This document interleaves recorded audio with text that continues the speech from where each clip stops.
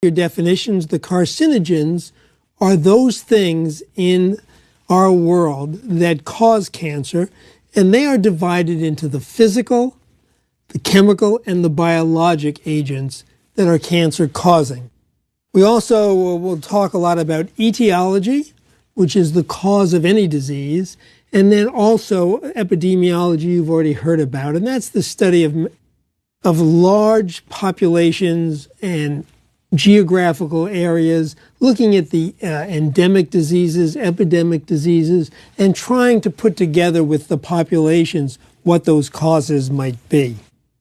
Going back a little bit, if you want to talk a little bit about epidemiology, in 1755, we probably have the first connection between cancer and an environmental agent. Sir Percival Pott, who was a pathologist in England and who has a number of diseases named after him, noticed that there was a prevalence of scrotal cancers, cancers on the skin of the scrotum, in chimney sweeps. And these were little boys, usually, who wore an outfit, a suit of clothing, and they were tied to a rope and lowered down into a chimney where they swept out all the coal tars.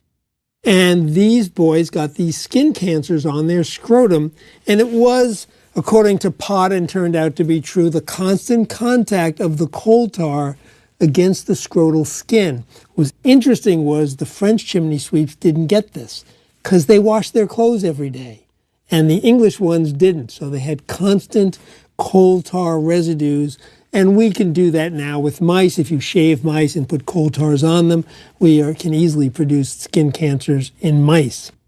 About 4 years later, Dr. John Hill in England noticed the association of cancers of the nose and the oral cavity in patients who chewed tobacco or inhaled snuff.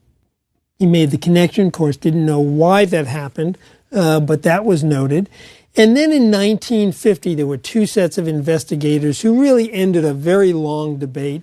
And actually, if you look at the world today, it's really not ended.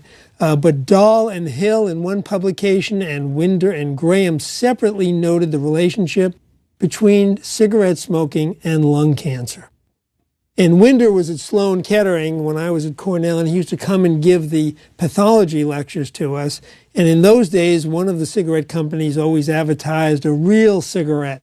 And Winder would come in and he'd reach into his pocket and he'd say, "Smoke a real cigarette, you get real cancer." And he would crumple it up and throw it away. And he said, "I love New York. You wake up to the coughing of the birds." Anyway, this is the history of how we found etiologic agents in the cause of cancer. There's a very strong geographical bias and a racial bias in who gets cancer and who doesn't. The geography is rather interesting. In Japan, there was a very high risk of gastric cancers, probably attributed to eating lots of smoked foods. That risk is starting to disappear as habits change. And there was, for example, a very low incidence of uterine cervical cancer in Israel, probably due to specific sexual practices and circumcision. If you look at some of the charts of incidence, and these are epidemiologic charts, they range from 1930 here to 2000. And in females, there's an interesting change in trend for lung cancer. And this had to do probably with the advent of the women's liberation movement right here, which made it much more acceptable for women to smoke. And lung cancer rose at a dramatic rate. And it was interesting that the incidence of breast cancer stayed about the same, but the death rate from lung cancer now exceeds the death rate from breast cancer. There are more breast cancers still, but lung cancer is so much more fatal that the death rate in women now from lung cancer exceeds that. Look at the decline in colon cancer and the decline here in men's colon cancer. That came about because of endoscopy. We started looking at colon cancers through the colonoscope. It turns out that almost all colon cancers start in a polyp in the colon, and we can take those out through the colonoscope. So now we're getting to these before they're full-blown cancers, and we've caused a huge decline in both incidence and then the death rate of the cancer. So there's lots of risk factors that we can attack. Lung cancer, very, very high in Asia, where people smoke much more heavily than in this country. For example, also primary hepatic cancer, cancer of the liver in Asia is very high because of a combination of something called aflatoxin. Aflatoxin is a toxin that comes from a fungus called Aspergillus flavus, and aflatoxins occur in poorly stored grains, things like peanuts.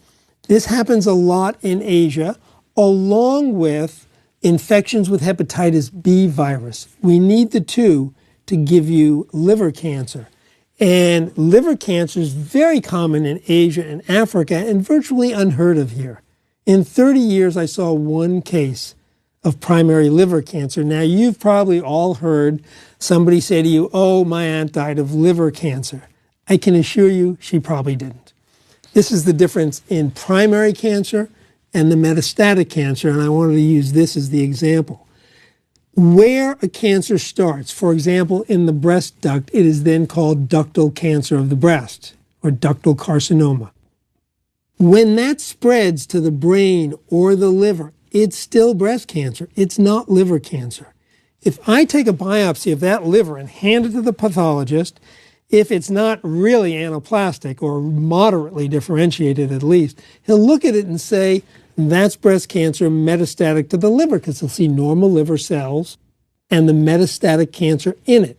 Most of the time, they can make that determination. But it's very rare to see primary